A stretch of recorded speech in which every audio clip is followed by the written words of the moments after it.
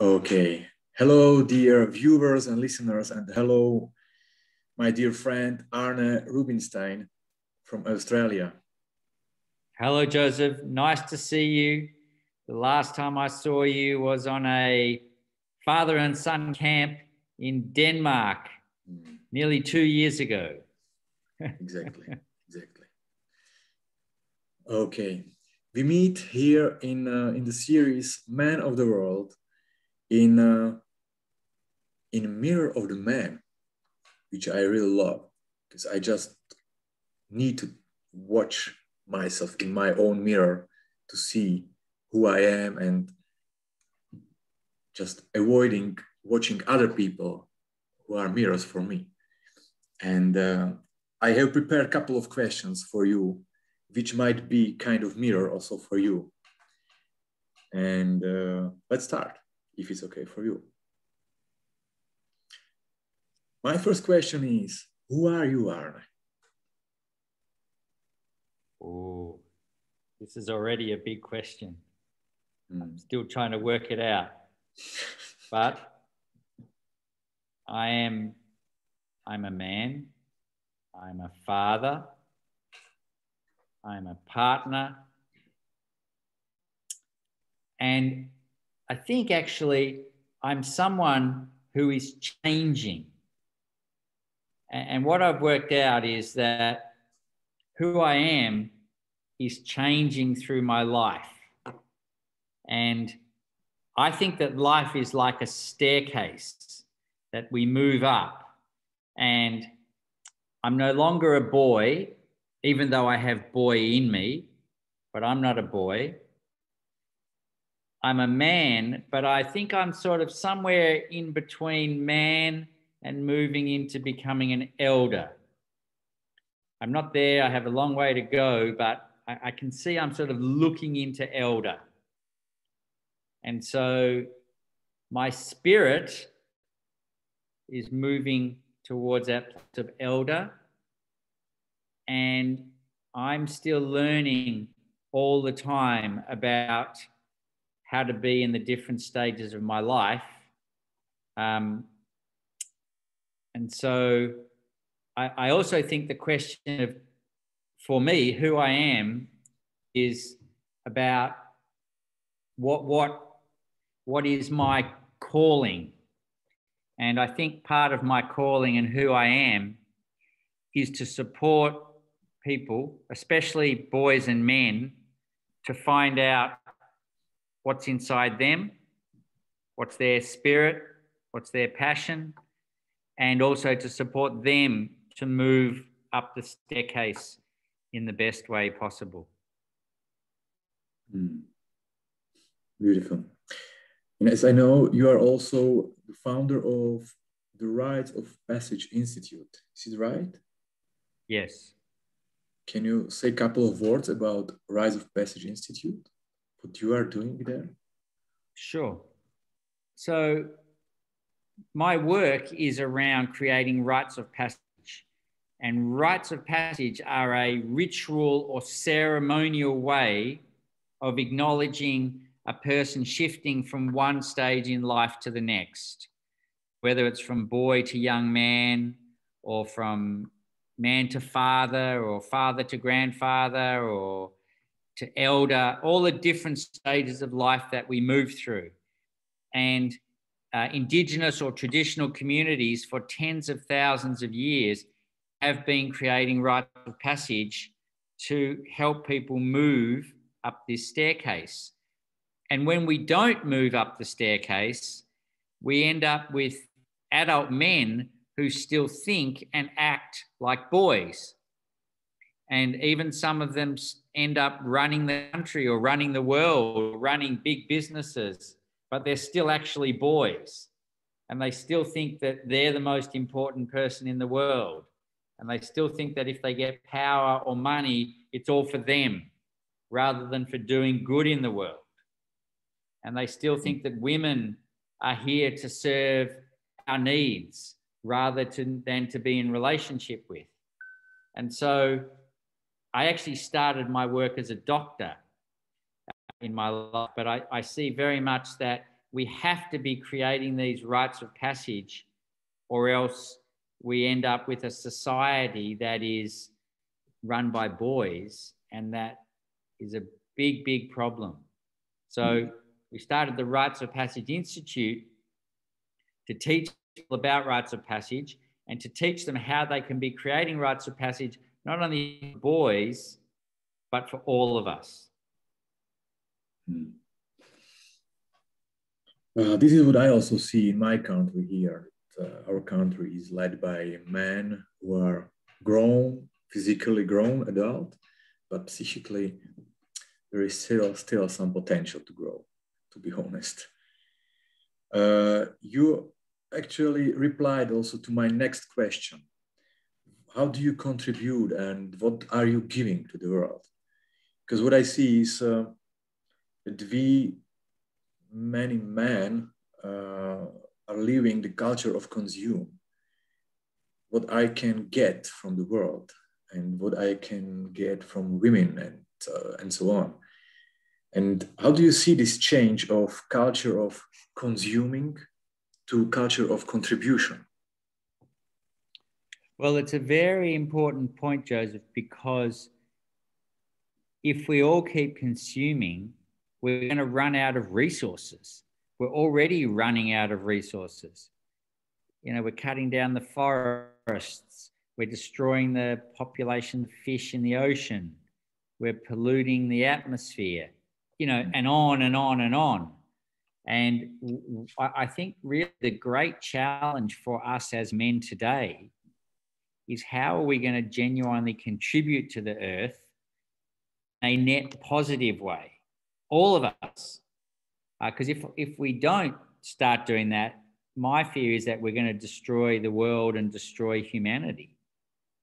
And I think every man has the potential to contribute in a positive way. And as much as anything, it's about when we take men away from their everyday life and we put them in space and give them time to think about what's important and who they want to be, then I think that there really is a very beautiful side to men. But if we just put them in a pressure cooker of work and competition and power, then that doesn't bring out the healthy, good side of men. And on a personal level, I think I'm lucky because I've always worked in an industry that is good for people. So having been a doctor, you know, a doctor, the essence of being a doctor is to look after people. So that came into me early. But then I saw that there was another level, which is this rites of passage work, which is actually helping people to find who they are, but also helping them to be the best they can be at the stage in life that they're at. So I guess my contribution to the world, which still has a long way to go, is I want to see rites of passage to become normal again. I want every boy, when he's 13, 14, 15, to go away with men and elders and have time to hear their stories, to go through challenges that will help him grow, to create a vision for how he wants to be in the future, and then importantly, to be recognized by those men who name the gifts and the talents and the genius and the spirit that they see in that boy. I want that to be normal for all of them. And I definitely believe that if we did that for all boys, we would end up with a very different world. Thank you, man. As I used to travel around the world, what I noticed was that it doesn't matter which language people speak, doesn't matter how rich man was or is, the struggles and challenges are very, very similar. And my question is, in your eyes, what are the biggest challenges or struggles of today's man in Australia especially, but also maybe out of Australia in other countries of the world? Well, it's a very good one that you said that they're very similar, because I have run rites of passage programs all around the world, or not everywhere, but in many countries. And I definitely see the struggles are similar. And actually, I first identified the struggles when I went on my first ever men's gathering nearly 30 years ago. And I identified 5 things that most men seem to be struggling with, 3, 4, or 5 of these things. And the first was not having been accepted and having a healthy relationship with their father. For most men, that is the number one problem, is the relationship they have with their father or don't have. So that was the first problem. The next problem that I saw in men was trying to find out, what am I supposed to be doing with my life? You know, am I supposed to just be going to work and sitting at a desk and punching a computer all day? There has to be more than that. And, you know, what's this thing inside me that I want to bring out, but I'm not even sure what it is? And how can I really find that thing that I'm supposed to be doing? That's the second thing. The third is, when am I going to feel like a man? You know, I might look like a man, but when am I actually going to feel like I really am a man? That was the third thing. The fourth was, how do I be in a healthy relationship with a partner? You know, how do you do that?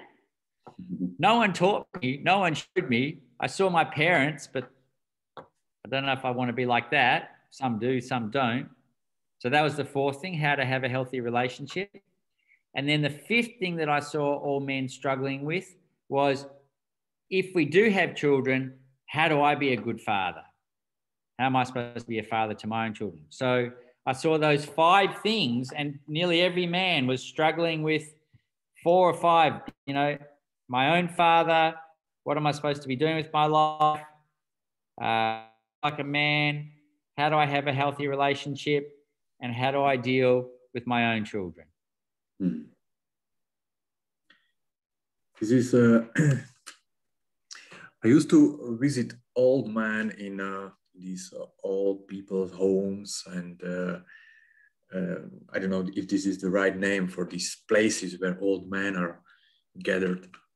But when I talked to old men, they were very often regretting over their lives, over their partnerships. And they were saying, yeah, I fulfilled my dreams. I had much money and a big car and big house, but my relationship with my wife is gone, and no relationship with my son or daughter.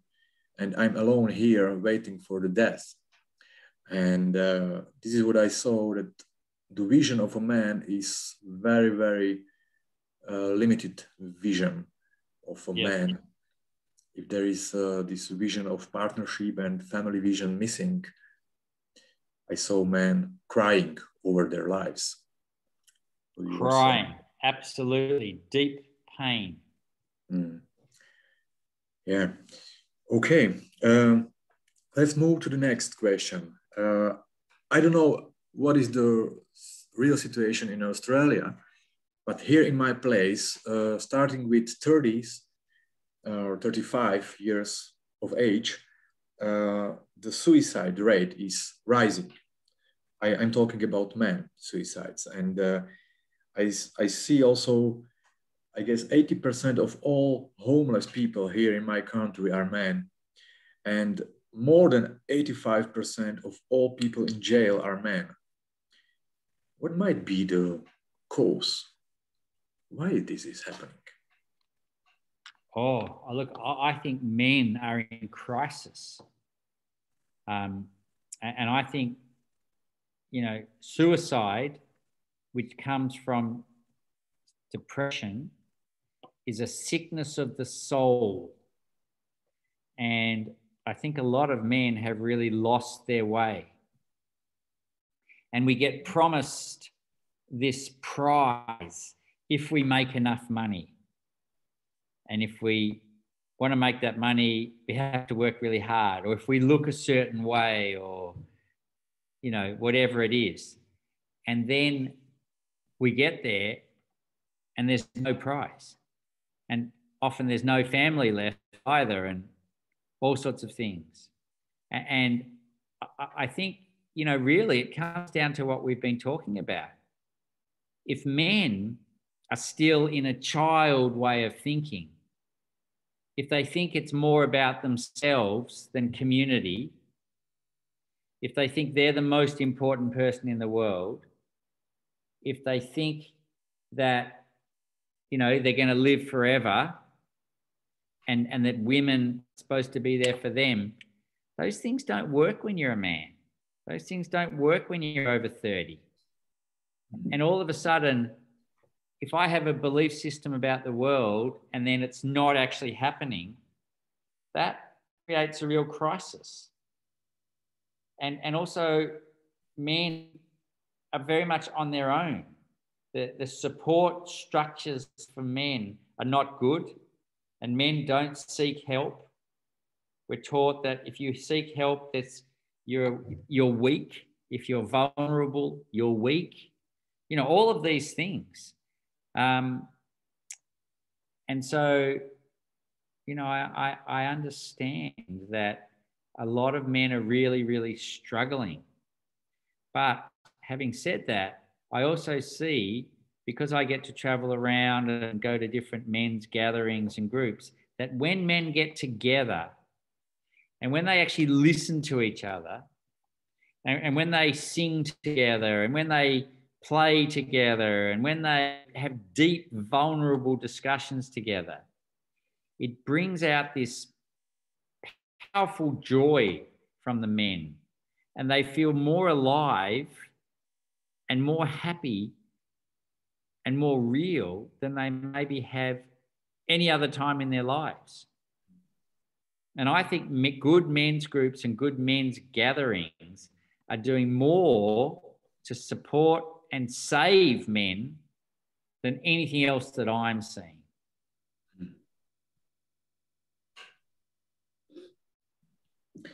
One friend of mine living in New Zealand saying that even authorities are supporting men's groups, are supporting these activities where little group of men can meet regularly. And this is something completely new to me, because this is not supported here in my place, but men's groups are from time to time coming and being organized. But as I see that New Zealand authorities are financially supporting such activities, it makes a huge sense to me. Yeah, it was beautiful to hear that. I don't know if this is also in Australia, but in New Zealand, apparently it is like that. Yeah. You know, we've lost culture. And the number one thing that men and everybody needs is a sense of belonging. And when we lose culture and men are all in isolation, even though they might be surrounded by people, if they're in isolation, that's a big problem. Yeah, I see also that we lost these kind of ceremonies in my place. The only one who is still alive is the wedding ceremony. Even this is being changed. And kind of rite of passage is not existing anymore here. Yeah. Well, there are some ceremonies that are still there, but they're not. They have lost certain elements that are very important.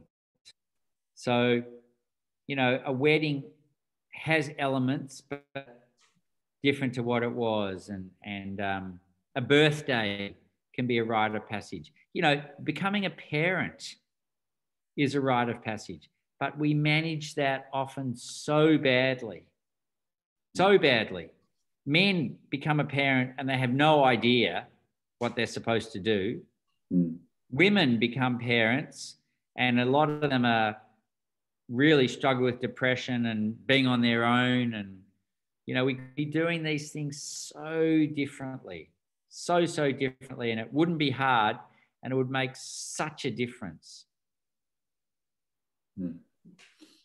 What are these essential steps of rite of passage? Doesn't matter if this is the birthday or wedding ceremony or rite of passage. Okay, so there are always the 3 stages of a rite of passage. And the first is a separation from your day-to-day life. So you don't do it in the office or at home. You know, you actually have to leave all of that stuff, turn off your phone, everything. So you have to separate. And you separate and you go into a container. And the idea is that in this container, you stay there. You don't have communication, hopefully, with the outside world. You try and really be in it. And then hopefully you will change while you're in this container. And then you'll come out of it differently. And you'll be in a different place when you come out. So a wedding is actually quite a good example of that. If we look at a classic wedding the way it's supposed to be, you have a man and a woman, they're living apart, and then they leave their day-to-day life and they come into the container of the wedding. And the whole community is there and everybody watches them. And the holy man of the community comes out and they go through the wedding. And then after that, they're different. They're not a man and a woman. They're one couple. And now they can live together. And now they can have children together. And now they share everything together. So a wedding actually has the elements of a rite of passage, separating, changing, and then coming back and being seen differently. So my work has been around what do you need to do in this middle part of a rite of passage to actually create a transformation. And what I've recognized that there are things that have to happen. And the first is the sharing of stories. So stories are used as a way of building community, but also as a way of passing on wisdom and knowledge through the generations. There's always a challenge associated with the rite of passage, and there's a learning and a growth from that challenge. There's creating a vision for the future in all rites of passage. And the last one is recognizing the gifts and the genius and the spirit of the person who's going through the rite of passage and what they're going to take to that next stage. So that's the stages and the elements of a rite of passage. We wrote down with my beautiful wife our vision for our partnership, and we put it in a frame. And right. And we read the text to each other every morning. Just this is the goal of our partnership, and let's go together this way. How important is, in your eyes, when the ceremony is done and when other people are behaving the same way as before, what can be the impact on this boy in a rite of passage or on this couple after the wedding ceremony, if people are behaving the same way as before? Well, it's actually a big problem. And they say that when we're moving up the staircase, when you're ready to move from one step to the next, you become agitated. You become uncomfortable on the step that you're on. So if you go through a rite of passage and you move to the next step, but you don't stay there and you come back to the step before, then you're going to be very agitated. And then your behaviors and your actions will be inappropriate. So if you have a couple who come together and they get married and they're on the next step, but then they still want to go out on their own and they still want to do things that are maybe better for teenagers, that's a bit of a problem. If they have children and they still want to keep doing those things, then it's a really, really big problem. And there are things that we do, for example, as children, that it's not okay to do once we're a teenager. You know, when I'm a child, if I'm 6 years old and I don't get what I want, I have a temper tantrum. And maybe I try and hit my mother.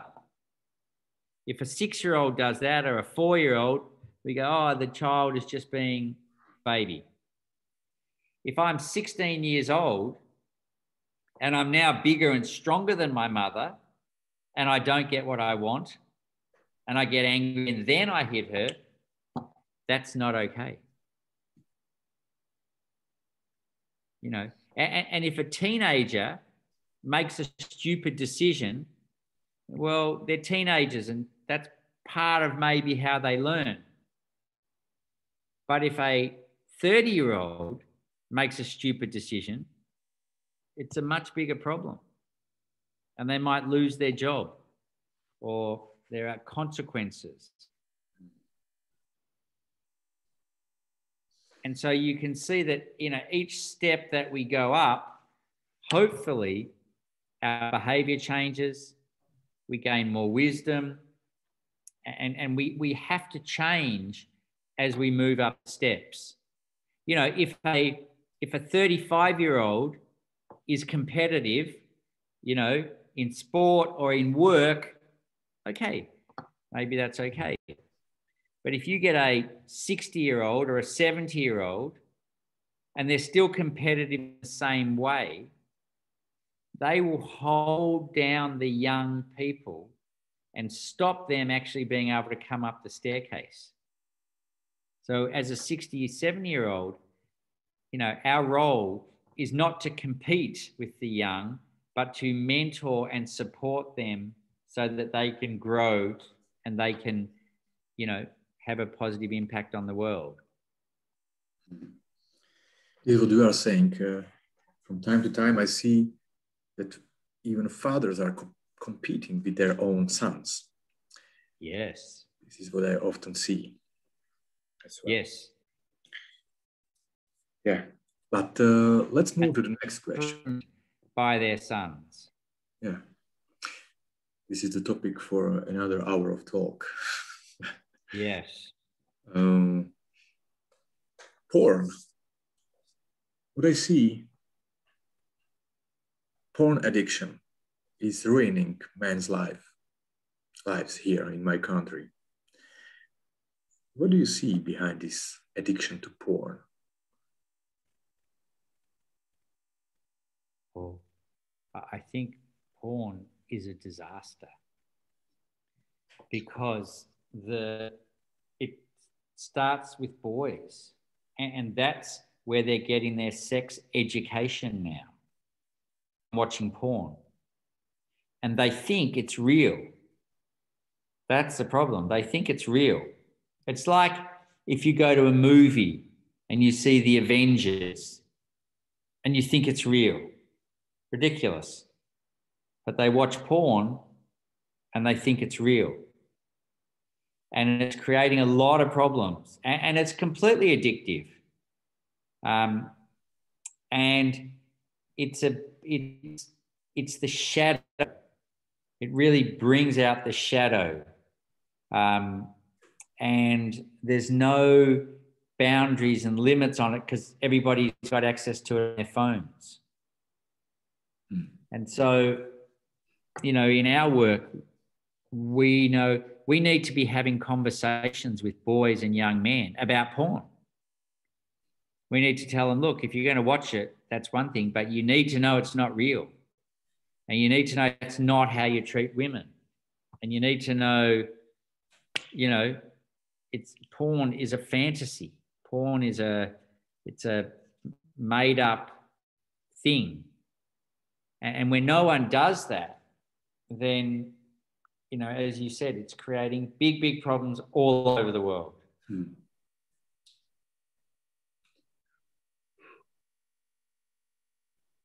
I see many men, they already realize that this porn addiction is ruining their marriages and their everyday lives, but they don't see any way out of it. They just want to, but they have no enough power. They don't have enough support, and they don't know where to ask for the help, for the support. And I see how they are struggling, and they are ashamed, of course, in their own eyes. They know, it's not good. I'm ashamed, but I don't know what to do. After a week, I'm back.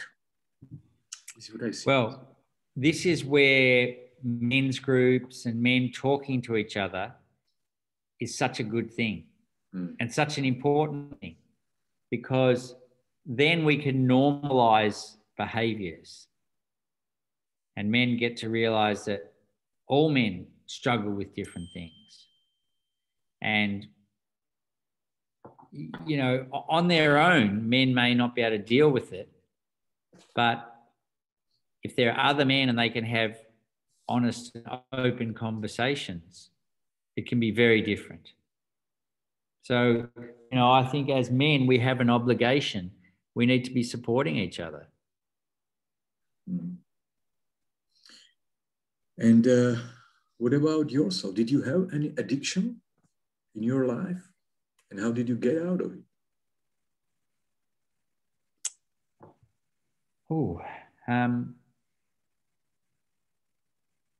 I've been able to make most of my addictions healthy addictions. So I'm addicted to exercise. But I don't do 6 hours a day, but I have to do half an hour, and I say that's my medicine. But I'm lucky I've never been addicted to drugs or alcohol or porn or different things. You know, I've tried, like, you know, I'm a human and I've been exposed and tried different things. But I have had difficulties in my life, but I don't think addictions have been my difficulty. Good. Last time I meet many men who go, or just who wish to go into their own cocoon, and which lives broke into 1,000 pieces. They lost jobs, they lost families, they lost money, and they lost especially sense of or meaning of life, which was materialism in that case. And they are struggling and depressed, and they don't know what to do. And their wives are criticizing them. What kind of man are you? And so on. And they are lying on the floor and just staring stars or somewhere. They don't know what to do. What can a man do when the life breaks into 1,000 pieces?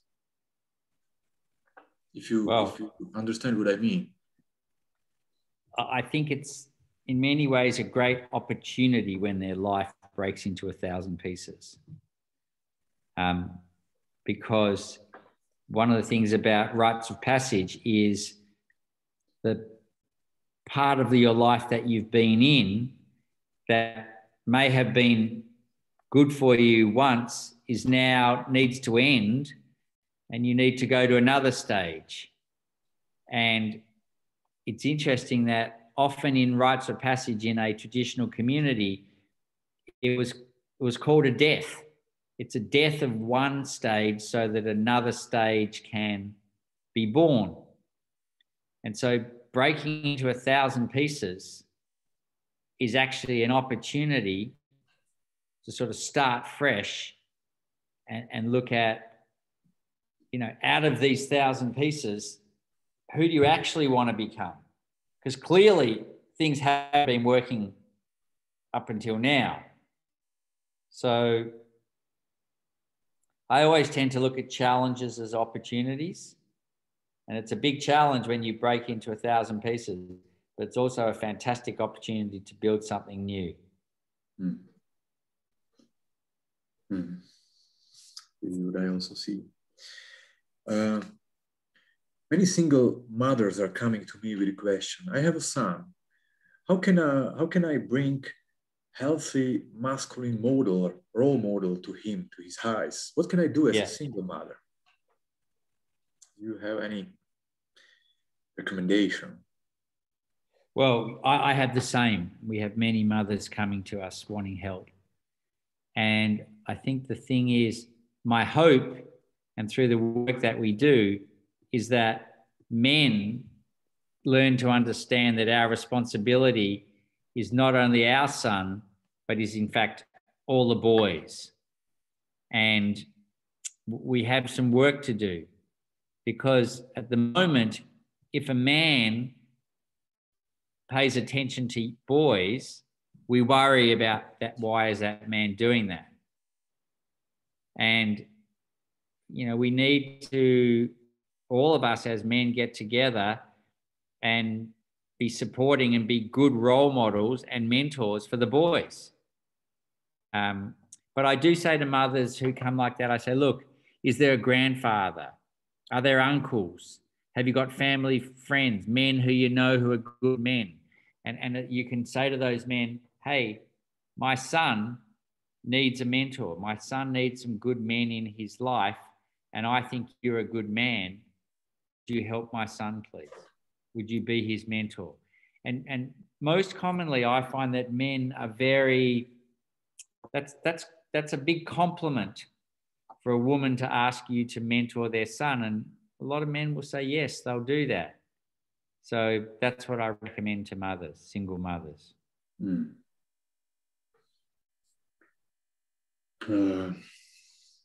One question comes to my mind. There was a documentary movie in Czech and Slovak Republic, which is called In a Network or something like that.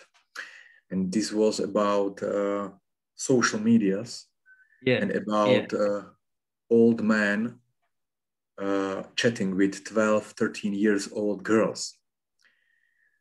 And it didn't seem to be such a problem here in the society. But after this movie was published, released, I see the huge discussion started. And 40, 50 years old men are chatting with 12 years old girls. What do you see behind it? What might be behind it? Oh, look, again, it's boy behavior. They just, some part of them just hasn't grown up, and they have not been kept accountable for their actions. So this is just thinking like a boy, acting like a boy, thinking that someone else is there for you. And it's just obviously not okay. And as men, all of us need to be just standing up and saying, this is not okay. We need good men in the world. And we all need to be working on becoming the best men that we can be all the time.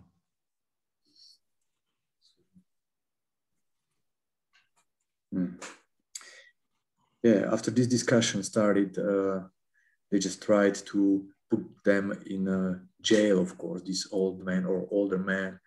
But there was no discussion about it. How should we lead or teach our sons to grow into healthy masculinity, not into unhealthy? Yeah, well, that's where we need rites of passage for our boys, for them to sit with men and hear their stories and learn that way. One of my last questions: how can a boy or man, even adult man, become a man on a psychical level,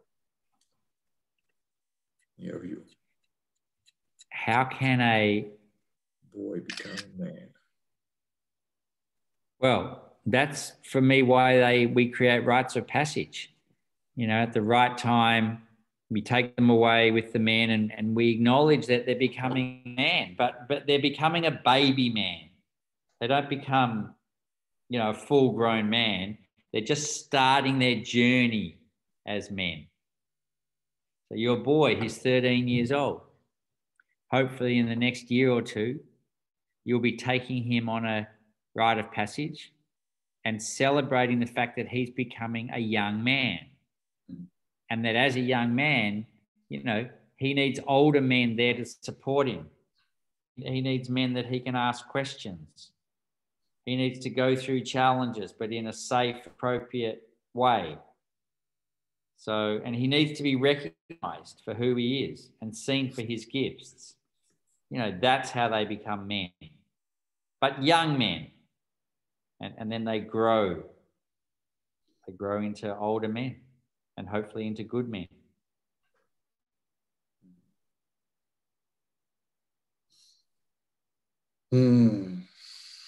What would you recommend men to do in order to have and live more fulfilled lives? Well, this is about all of us really getting in touch with our truth and then having the courage to actually act on what we know is true. So, this is about taking time out and really questioning, who am I? What do I know that I want to be doing? What am I doing that is not healthy anymore?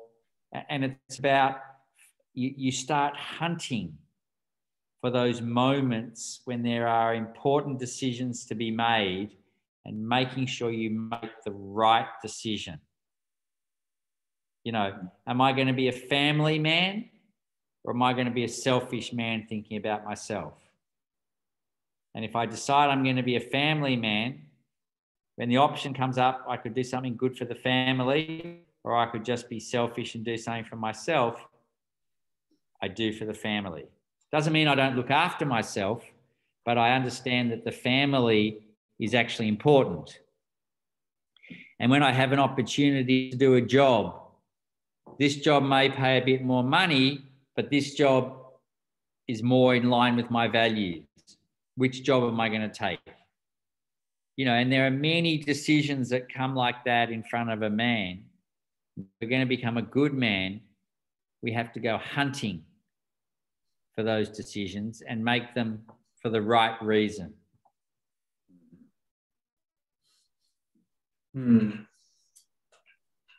What was your rite of passage in your life? Can you remember that? Yeah. So my rite of passage was when I was 27 years old and I had a 1-year-old and a 3-year-old baby, both in nappies, my 2 boys. And my wife, who is from Canada, she and I separated and she went back to Canada and I had the 2 boys by myself in nappies. And that was the first time in my life I had to put someone else in front of me and I had to be there for someone else. And I had to really look after someone else. And that was for me, the big time when I had to move from being a boy to being a man. And I got to 27 before that happened. But I always feel that was my rite of passage. Yeah, there is a parallel with this age of 27 because I remember there is a club 27, I guess, where 27 years old people died in that age, very famous people. People can just look up in Google. Okay, and last question. Is there any book or movie or teacher who can recommend to people to read, watch, or follow? Yes. So book, there's a very good book called The Archetype of Initiation. The Archetype of Initiation by Robert Moore. And it's a very good book for men reading about rites of passage and initiation. A person to follow, Michael Meade. Very good. He has some very interesting things that come out. And then in terms of a movie about rites of passage, well, lots of movies are actually about rites of passage. And it's great to watch and see, are they going through a healthy rite of passage? Are they doing it in a good way? Or are they doing it in a unhealthy Hollywood way? And I'm thinking if I have a particular movie, well, Star Wars. The first Star Wars film that came out in 1977 is a very good example of a rite of passage and struggle with the father and a lot of different things. Okay, Arnie.